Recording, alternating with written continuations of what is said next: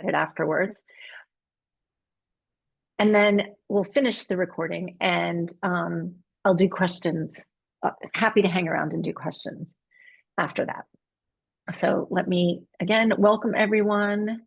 Let me share my screen and we will get started. All right. So this is everyone's like favorite topic, right? Everyone loves to network. Not most of my clients, when I say, oh, you're gonna have to network, like, do I have to, Karen? Like, isn't there another way to do this? It is no one's favorite job search task. And yet it is the most critical job search skill for you to learn. You do not have to be an extrovert. You do not have to love talking to people all day long.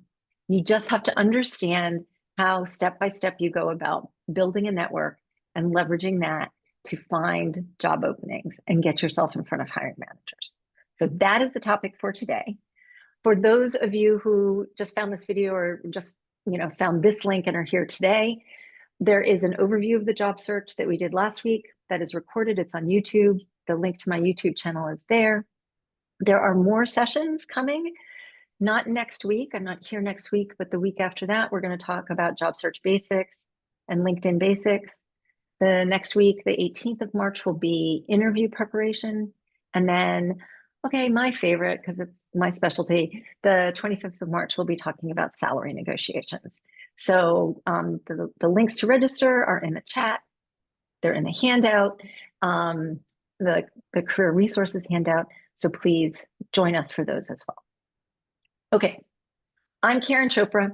I am a career counselor in the Washington, D.C. metro area. I've been doing this for about 25 years, but I spent the first 10 years of my career working for the federal government at the Department of Commerce in the International Trade Administration, and then at the Office of the United States Trade Representative. Regardless of how you feel about the North American Free Trade Agreement, I was part of the original team that negotiated that. And that's where I got my instruction on negotiations, which I will share with you on March 25th. All right, the upcoming sessions, I've already been over them. Resume and LinkedIn, interview prep, salary negotiation. So please register now or make sure you have the links to register. You can also find them. They're usually posted on my LinkedIn profile. So today's objective, learning how to network effectively. And it's not nearly as hard as you all think it is. We talked about this last time. For those of you who weren't here, I will just remind you that a job search is not sitting around all day long frantically applying for jobs online. That is actually just flinging resumes into the electronic abyss. Online postings get literally hundreds, sometimes pushing 1,000 responses. And most hiring managers look at that pile of resumes and go, oh, not today. And who do they talk to? They talk to people who've been recommended to them, whose names they've gotten from somebody that they know and they trust. They start there, and only then, if they can't find anyone, are they going to turn to those 1,000 resumes. So if you're applying online and you're not hearing back and you're not getting any hits, it's just crickets, please, this says nothing about you. It's just statistically quite likely that that's what's going to happen. So if we're not sitting around and applying online, how do we go about finding a job? And the answer is we network. So we network to build a network. And then the network helps us get a job. A lot of people have shorthanded this into, we network to ask people for a job. And that is absolutely not networking. Indeed, you will see, I tell you, don't ask anyone for a job. The answer to that question is almost certainly, I've got nothing for you. And it sort of ends the conversation right there, right? It's like, oh, sorry, I don't have anything. And they sort of back away. So we don't network to ask people for jobs. We network to build a network. And then the network will help us get a job. How? Usually in one of three ways. There are other ways, but these are the main three ways. So you have a network, and you can think of that network, each node in that network, each person that you have in that network gets turned on when you talk to them. Just like those, office lights that go off, that are motion activated. If nobody moves, the light goes off. Well, as long as you're hitting the nodes in your network, those nodes light up and they essentially stay, alert for information that might be useful to you. So you've had a conversation with somebody 4 weeks ago, but on their LinkedIn profile or in an email or somebody mentions, oh, we're looking for somebody. Oh, I talked to somebody like that. And then they go back and they pass the information on to you. So that big network that you're building is essentially a passive search net. And if information hits that network anywhere, it's likely to make its way back to you. The second way that network is going to connect you to work is you're going to be on LinkedIn or Indeed, because you are, and you're going to find a job posting and you're going to think, I should apply for that. And the answer is yes, you should apply for it. Go ahead. But that's not the end of the process. Once you've applied for it, the very next thing you do is go out to your network and get to somebody inside the organization so you can ask more questions and get your name put in front of the hiring manager so that they talk to you instead of to one of the 1,000 people who've applied online. So that's the second way. The third way is you're out building a network, having lovely conversations with people, because really most networking conversations are a lot of fun once you get used to it. You're having lovely conversations and you run into somebody and they're talking to you and they're thinking, yeah, we were thinking about hiring, and here's this wonderful person. I'll use my colleague Linda Era as here's Linda. And Linda seems like she'd be perfect for this job. And so now the networking conversation turns into a little bit of an interview. And maybe they have a couple of other people in just for comparison, but the we're thinking about hiring turns into we're thinking about hiring Linda very quickly if you're just having a networking conversation. So those are the three ways usually a network is going to help you find a job, right? So how do we build that wonderful network that we are talking about? If you were here last week, a job search always starts with having a clear target. A target statement is what drives the entire job search and all of your networking. A target statement is simply the answer to the question, well, what job are you looking for? And we need to be able to articulate that as clearly as possible in a single sentence.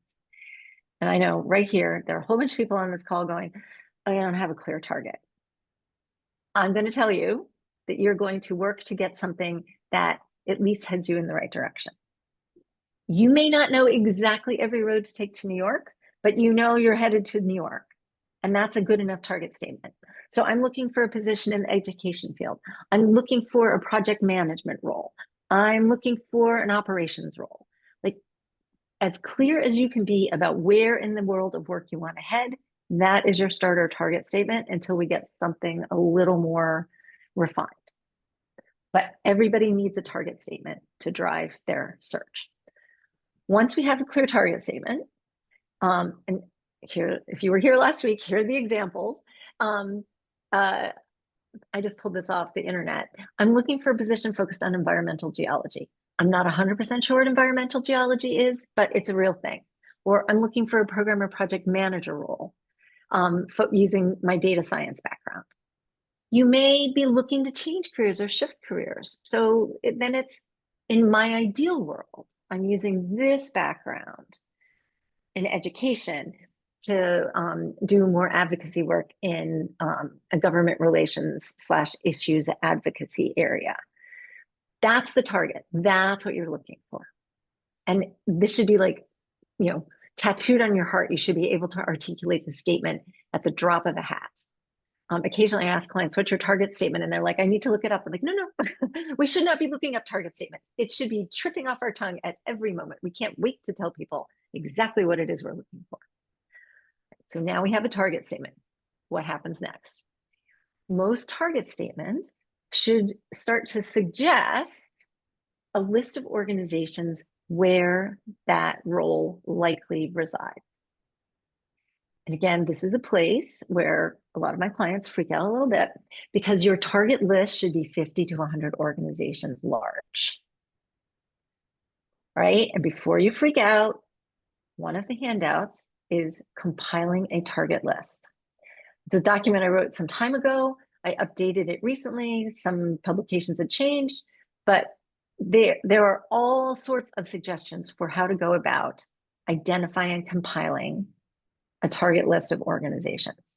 So after you've read through that, if you can't get yourself to at least 50, then you probably need to broaden your target a little bit. If your target list is so teeny tiny and you can't figure out how to make it bigger, you need to think about it like a bullseye. You've got the bullseye in the center. You may need to go to the second ring.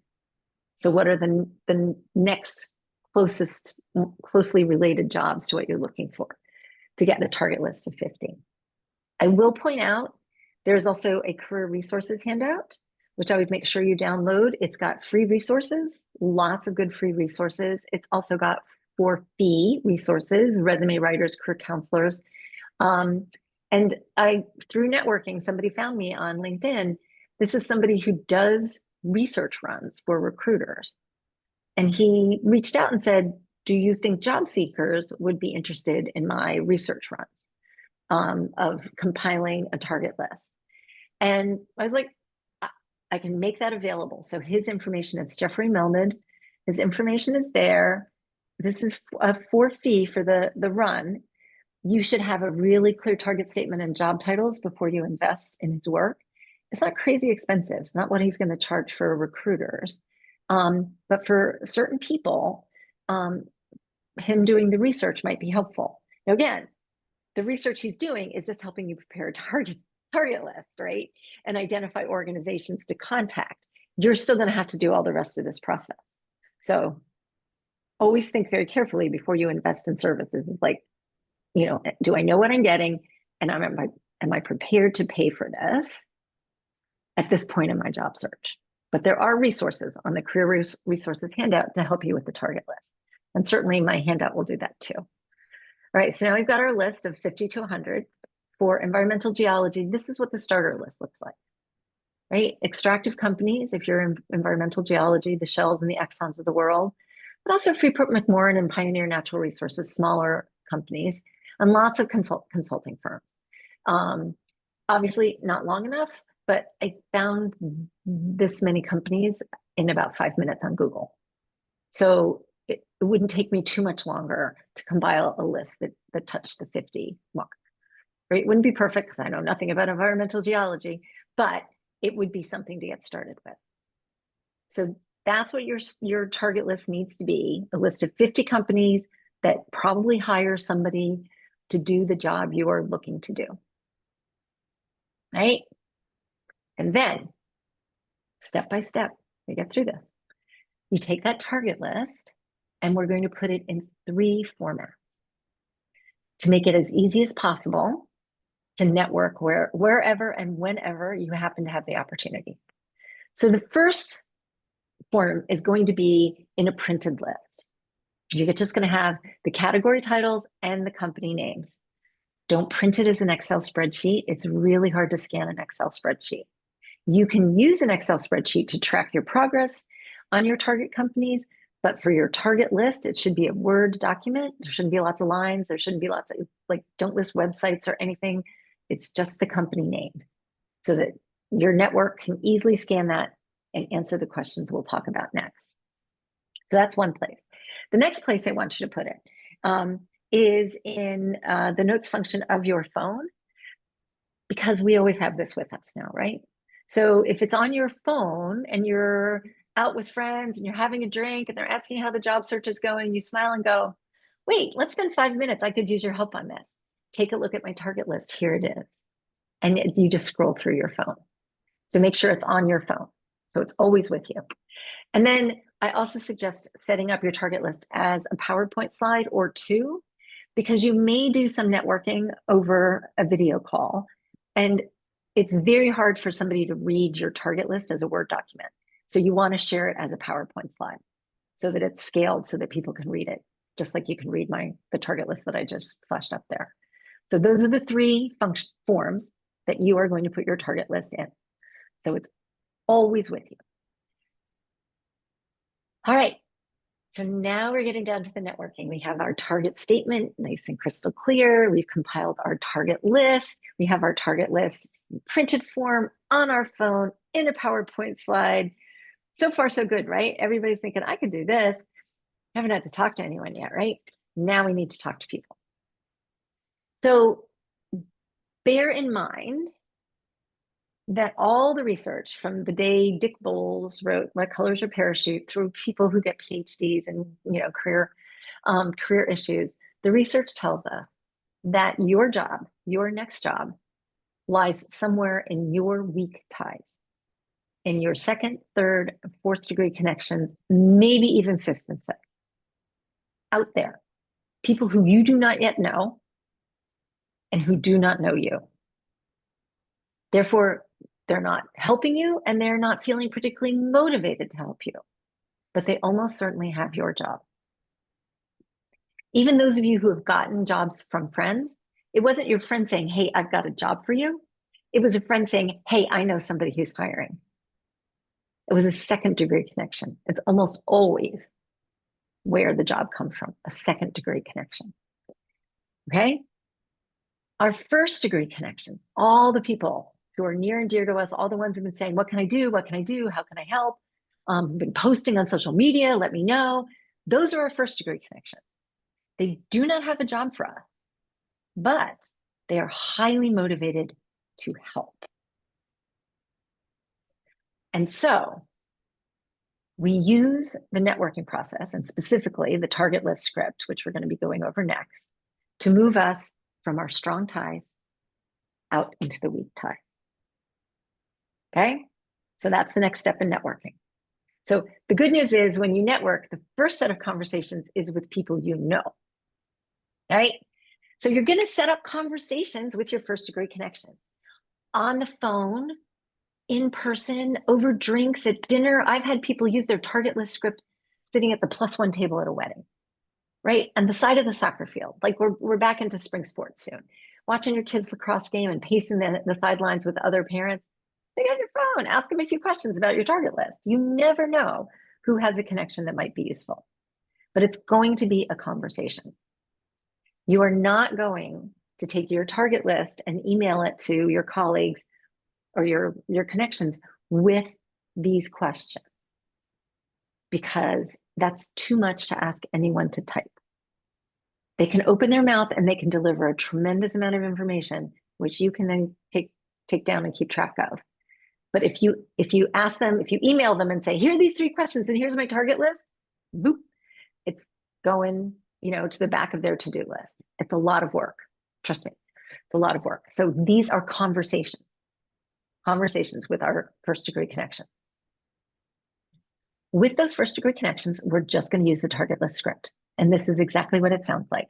So you're sitting next to Jenny, her kids play soccer with your kids. And she's like, how's it going? And you're like, well, I was one of those people who, lost my job for whatever reason, layoffs in the company, layoffs in the government. I went, oh, I'm so sorry. Is there anything I can do to help?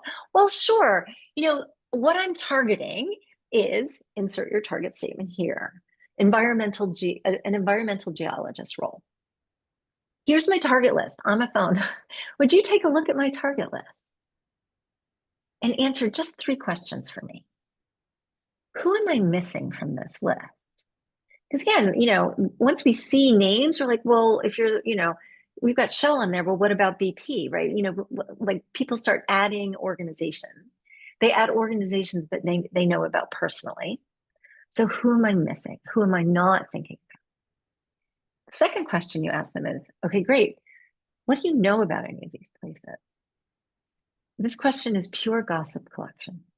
We are looking to see if they heard anything negative about the company, anything positive about the company. The CEO is terrible. I would never work there. They've been reorganized 3 times in the last 4 years. There's been some sort of a scandal that I remember. You might want to look that up. This may be out of date. There may be some axe grinding going on in there, and that's fine. This is just collecting information for you to do some due diligence, because the interviewer will never tell you the things you're going to hear from your colleagues, right? So what do you know about any of these places? We all love a good gossip. And then the final question, the springboard question that moves you into the weak ties, right? So do you know anyone at any of these places, or someone who might know someone? get the names, get the email addresses. And that's how you use the target statement and the target list with your nearest and dearest friends and colleagues to get contacts for your job search. And I want to be really clear. I just had a lovely conversation with a client today. Please share the full target list with everyone. Your crazy Uncle Bob, like, again, parents you play soccer with, your hairdresser, whoever you're chatting with, because you have no idea who their connections are. You don't know who's in their book club. You don't know who they play golf with. Don't know who their college roommate is, who their kid's godparent is. You don't know who their network is. And sometimes the person you think is going to be really helpful isn't. And the person you just asked because you're sitting next to them at dinner turns out to have the perfect connection. And so the conversation I had with the client today, she did this. She, had her target list, and, she was asking them, she thought this person was going to have more contacts in one area on her target list, but she gave them the full target list. And it turns out that person was incredibly close, really tight, with someone at a different organization on her target list that was actually one that she's really interested in getting into. She had no idea this person had those connections. So we never know who our network knows. So show this to everyone, ask everyone. Now that we have the contacts, we are going to send a short email to this contact in one of our target list companies. And the handout tells you, this is what I want you to say in your email. I want the subject line to read the name of the contact and then suggested I speak to you. So Jenny Jones suggested that I talk to you. That's the subject line. Why? Because they're going to read that because they know Jenny Jones and they're trying to figure out what the connection is. So step one is we get them to open the email. A favor, help with my research, all of those other subject lines, they zip right over them. Jenny Jones will stop them for a second. They know Jenny. I should read this. Then they open up and there's this lovely short email, not a dissertation, a lovely short email that says, Jenny Jones says you were roommates in college. She said there were some great stories, but she didn't share them with me, right? Something personal. Or Jenny Jones says you guys are in book club together. Or, Jenny says you have a mean golf handicap. Just something that indicates like this was not a bot created conversation. We were talking at her kids', graduation party, whatever. And she said you'd be a really good person to speak with about XYZ company. Would you have a few minutes by phone, by Zoom? Like I'll do this any way that works for you at your convenience to just chat. And that's the email. You are not introducing yourself. You're not going over your qualifications. You're not attaching your resume. Do not attach a resume. Because if you attach a resume, Jenny Jones' friend is like, oh, a resume. Phew, I'm going to send that to HR. And then the email Jenny guy sent it to HR. Ta. And no conversation, right? So unless the contact specifically says, send me a copy of your resume, do not include your resume. You will get it to them later, right? Do not send emails that are too long, didn't read. They don't get you what you need. Short, sweet, you're looking for the meeting. Get the meeting, all right? And send lots of these. Like sit down and send 5 or 10 of these in a row. I promise you, they won't all get back to you. So that's the next thing that I need to tell you. Grow a somewhat thicker skin for the job search because you need to be prepared to follow up 3 to 4 times with each person you reach out to. About 25 to 30% of them will respond right away. The rest of them won't. Not because they don't want to talk to you and not because they think you've got to lose, an L tattooed on your forehead. They are not going to talk to you. Sorry about that. Somehow, there we go. My phone hit the forward pad. They got busy, right? They looked at that and went, oh, I'll get to that later. And they didn't get to it. And then they forget about it, right? So please feel free to follow up 3 or 4 times. I tell my clients, like, I want you to push right up to the line of stalking. Just don't cross it. But like, feel free to be aggressive with people or, persistent with people. But don't forward your original email. And I know this is like good business practice, but they want to know what I said. If they really want to know what you said the first time, they can search for your email. But what happens when you send the date stamped email that you sent 3 weeks ago that they didn't respond to and say, hey, just following up, what they feel is spanked. You're saying to them, you should have gotten back to me and you didn't. But that's not true. They didn't need to get back to you. They don't know you. It's a favor. So don't spank your networking contacts. It's not a good start. Start a fresh email and say, hey, sorry, imply that it's been you. I'm so sorry I haven't followed up. I would love to schedule some time. Hope you had a lovely holiday. Hope you had a great 4th of July or great Memorial Day. Would you have some time?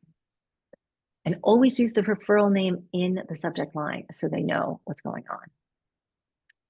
So this is really important. Be patient. People are busy. Stuff is going on in their lives. I once had a client ranting and raving about a good friend of his who had ghosted him, in his view, hadn't responded, again, one email, hadn't responded. And then he discovered a few weeks later that the man's father had died.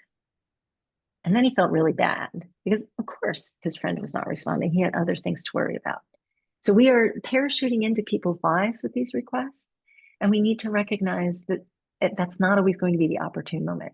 Fine, you'll follow up in a couple of weeks. And that may be a better moment. So have some compassion and some patience with the people you're networking with. They're busy, they've got jobs to do, and this is a favor that they're doing for you. So it can be really hard. It feels terrible not to be responded to. And I know some of you respond to every email and you're an inbox zero kind of person. I get it. Not all of us are. My dear spouse could tell you not all of us are. We don't operate that way. All right. So now why are we having these conversations? What are we supposed to say? This is usually where terror starts to affect my clients. Like, oh my God, this person said, yes, I've got a networking conversation scheduled. What on earth am I supposed to say? And the answer is you're actually not supposed to say terribly much. You're mostly going to ask them questions and listen to what they have to say, right? And your primary goal from a networking conversation is not, surprise, surprise, it is not to get a job lead. If you do, bonus. That's not why we're talking to people. The goal of each conversation is to get at least 2 more names so that you can follow up and build your network. That's what we're trying to get from each conversation is 2 more names. So I want you to track your networking. And I want you to track, I talked to this person and these were the names I got. And then I talked to these people and these were the names I got. And I want you to notice if some of your networking chains stop. A few of them will, not everyone will give you contacts, but you can tell whether you're doing a good job of networking simply by tracking the chains and the branching chains. If they're all dying, if they're all stopping, we need to reevaluate how your networking conversations are going. And usually what happens is clients have started out the right way with my template script, and then they have gradually dropped the questions, and now they're not getting the context that they need from each meeting. So as you go into each networking session, I'm looking for names. And I want you to spot opportunities to ask for names wherever you can find them. And so here's my suggestion for starting this conversation. So walk me through your background. Obviously, thank you for talking to me. I'm doing research for a job search, right? This is usually how you would set it up. Thanks so much for taking the time. I am doing research in preparation for a job search. We are always in the preparation phase with our networking, preparation for a job search. And your organization is one of the ones on my target list. And so I would love some help with my research. At this point, you may hear, we're not hiring. I was like, oh no, I understand that. I wasn't actually expecting you to have a job. I'm just looking for information. Oh, okay. So then they chill out a little bit. Okay. Well, first of all, walk me through your background. How did you come to be in the position that you're in? If the person is close to your field, or it's possible that they have worked at organizations that are on your target list, in which case you smile and go, oh, they're on my target list. Do you still know somebody over there?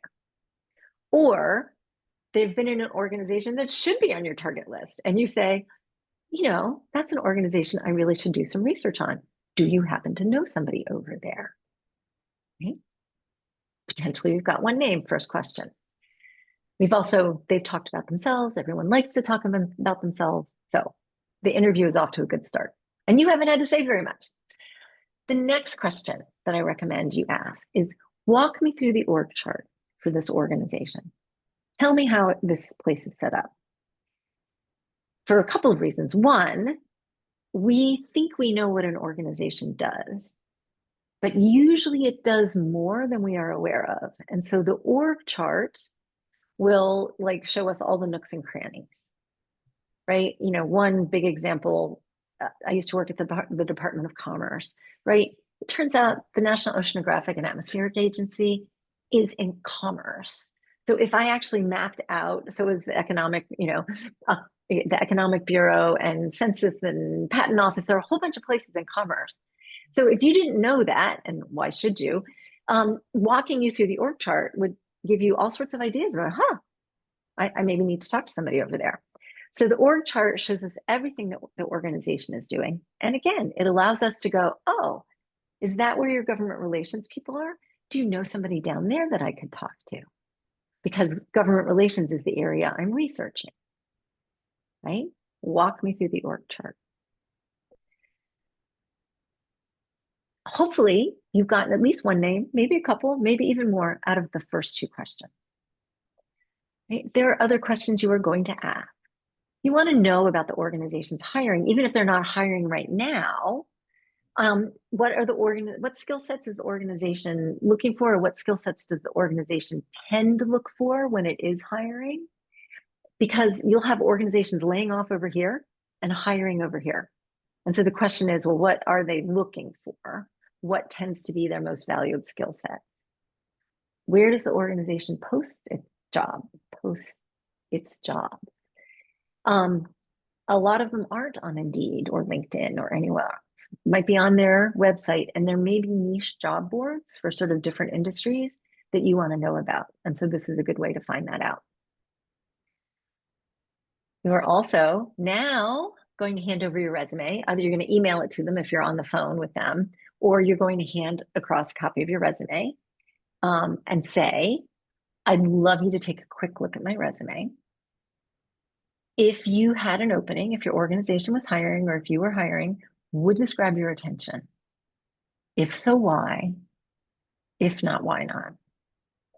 Now, this can be a little tough, but this is the feedback we are looking for.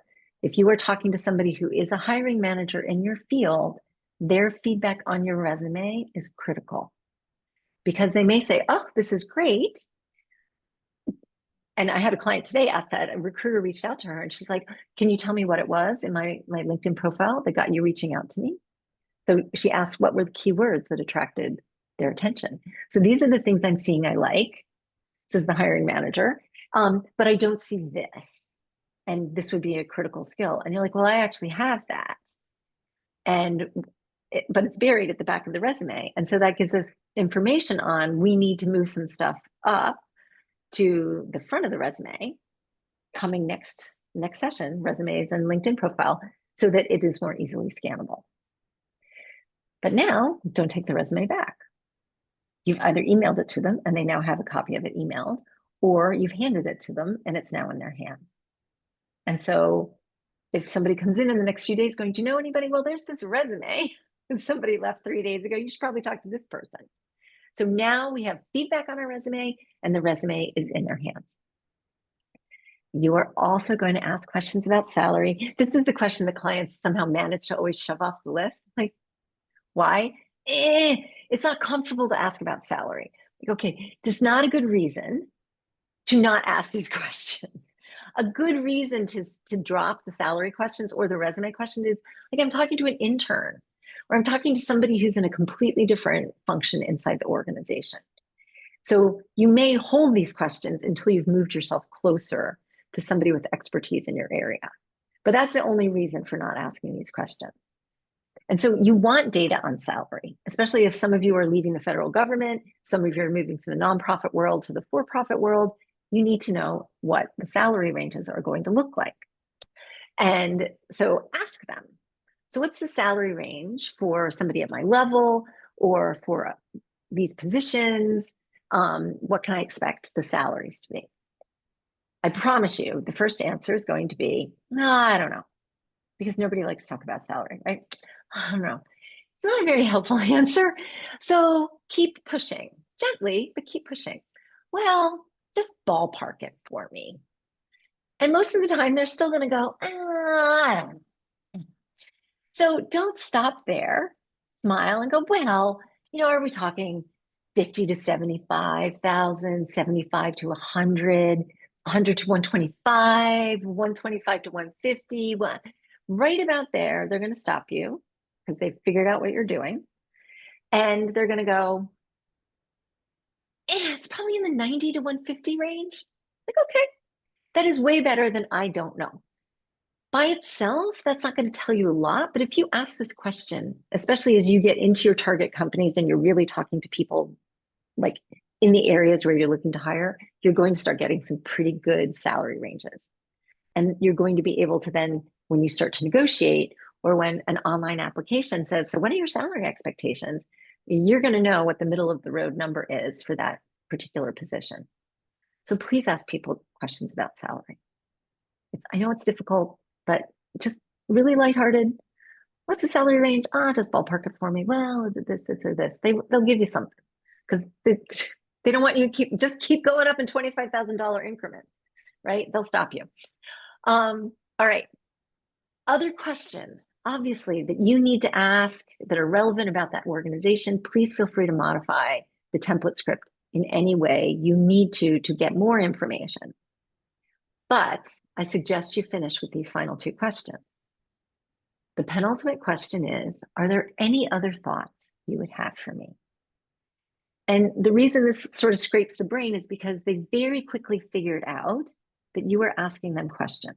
So you're asking, they're answering, but something you said sort of made them think about something over here. And they're saying, but you've got a question. So they're answering. Oh, what question? I'm answering, right? So when you stop and say, so are there any other thoughts you'd have for me? This is when they go, well, there's this thing I was sort of thinking about that might be, I don't know, it feels like it could be relevant. And it might be. Sometimes this is actually the best little nugget you get out of that interview. And you're like, oh my gosh, I'd totally like to talk to that person. Or yes, I'd love to get that link. Like, yes, share that article with me. So you're squeezing any final information out of this networking contact. And then your final question will be, is there anyone else you think I should speak with? And it's else because you should be focusing on getting names all the way through. Do not wait until the end to ask this question. Because if you have not primed the pump with other names, they're going to go, I can't think of anyone, and be out the door. Right? If you started with getting names and then you go, is there anyone else? Now they're thinking, okay, I've had a lovely conversation with Linda. I'll pick on Linda. Had a lovely conversation with Linda. I think Linda would be a wonderful person to introduce to this colleague of mine. You've been talking for 20 to 30 minutes. They've seen how competent and professional you are. You haven't made them feel uncomfortable. You're clearly, a lovely conversationalist. You've asked really good questions. They've done most of the talking. Now they're going to give you their gold-plated context that they would not have given you at the beginning of the conversation. Not always, but your chances are much higher. So finish with, great, this has been so helpful. Anyone else that you can think of that I should speak with? Right? That's a networking conversation. You will always send a thank you note. I do not actually nag my clients about most things except this. Did you send a thank you note? Please send a thank you note. It is fine to send it by email. Please send a thank you note. The thank you note is essentially your readmission ticket.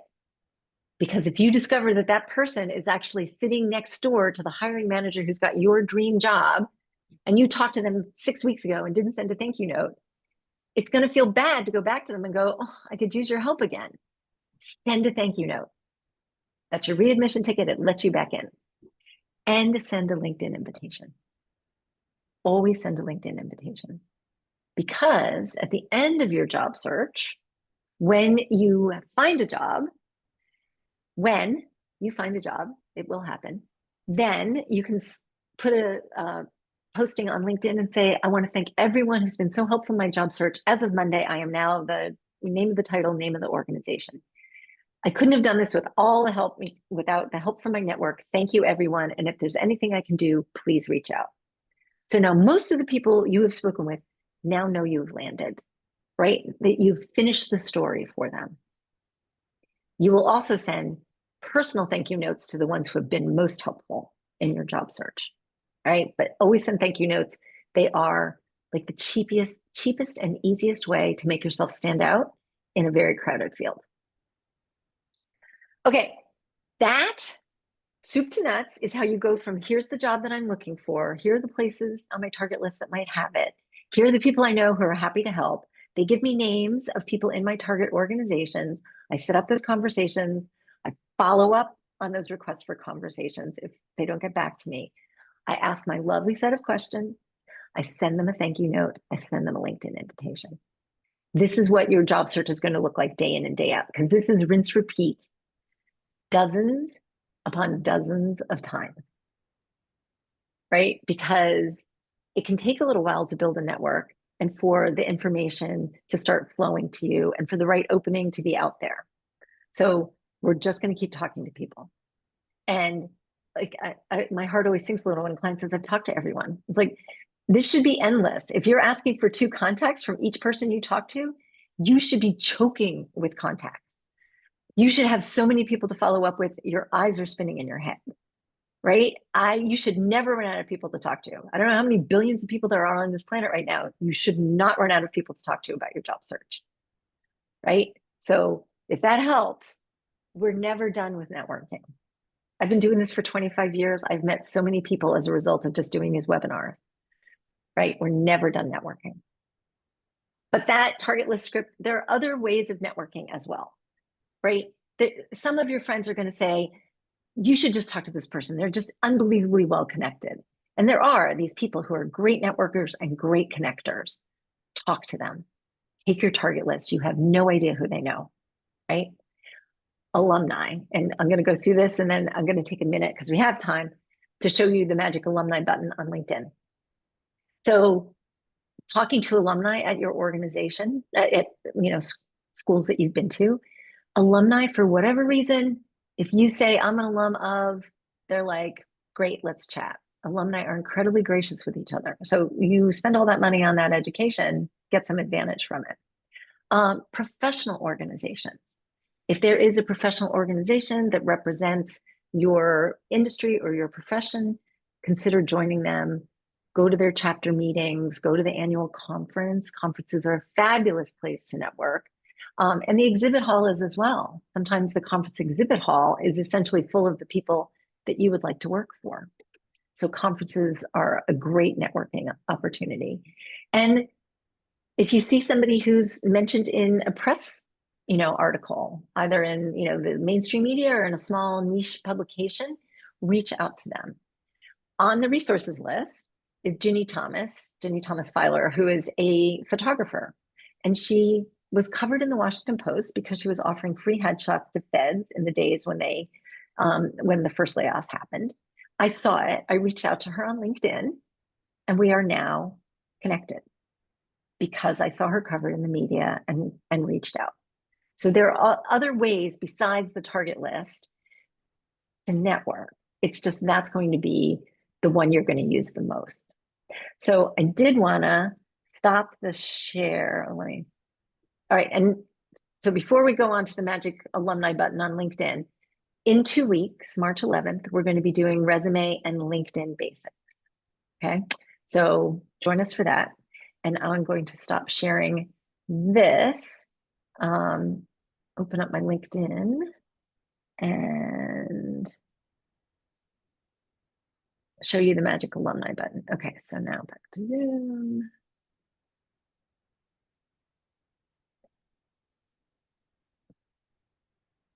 So many things in the way. Okay, magic alumni button. I might need reading glasses for this. Okay, so we are going, hopefully somebody will let me know if you cannot see my screen. But this is my LinkedIn profile. We are going to search in the search box, little LinkedIn search box. So I'm a University of Virginia alum, so that's the search that I'm going to make. When you search for the University of Virginia or your whatever your educational institution was, the first thing that pops up is the university's page. Click on that and go to the university's page. And then you are going to go down here to the magic alumni button, which is like buried in here. Doesn't look like much, right? Wealth of information right here, right now. So I click on the alumni button. There are 170,000 alums from the University of Virginia on LinkedIn, right? So let's go and see if I can find anyone. I have no idea. Environmental geology. Let's just see. There are, who knew? There are 126 alumni from the University of Virginia who have environmental geology somewhere in their profile. Okay. And none of them are first degree connections to me, right? So it's nobody I know directly. But, you know, here are 126 people that you can message and say, hey, you know, wahoo wah, I'm an alumni of UVA. I see you are at XYZ company. They're one of the companies I'm doing research. Could we set up a few minutes to chat? And chances are good they'll say yes. So I'm going to say one other thing on LinkedIn connections.